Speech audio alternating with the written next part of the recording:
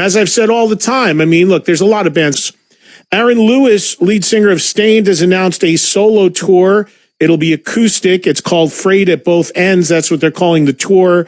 An album coming from Aaron as well around that time. Aaron Lewis, as you know, has a rock side to him for sure with Stained, but also does acoustic stuff. Went on tour during the pandemic, actually, with Sully Erna of Godsmack.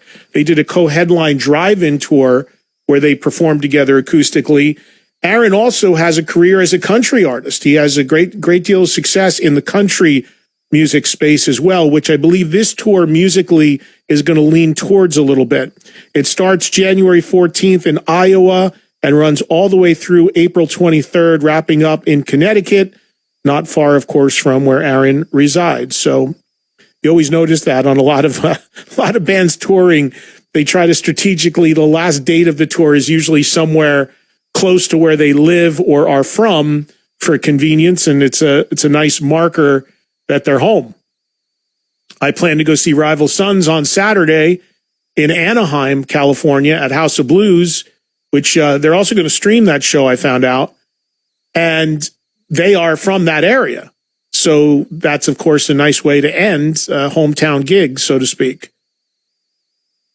That's the last of the Pressure and Time tour of them playing that album in its entirety. So I'm looking greatly forward to that. Now, speaking of Rival Sons, they wrap up this U.S. tour on Saturday in Anaheim, and just announced today they are going to be going out as a special guest to Greta Van Fleet on a tour that starts on March 10th in Michigan, which, of course, is where Greta Van Fleet are from, and wraps up April 2nd in Atlantic City, New Jersey. So not a very long tour, at least in the U.S., less than a month of dates for Greta Van Fleet, Rival Sons, and a band called the Velveteers as the third act. I'm not familiar with that band.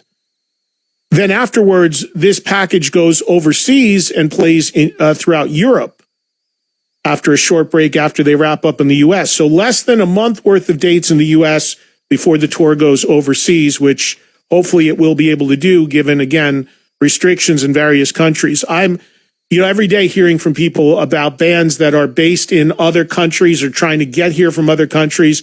That's just not happening. They just can't do it. There are still a lot of restrictions depending upon the territory, the country, the COVID issues that are going on there. Australia is still heavily locked down. Some parts of Europe better than others. So it's still a very, very moving, fluid situation as far as international touring. But they're going to try to go do it and hope for the best and see if they can pull that off next year.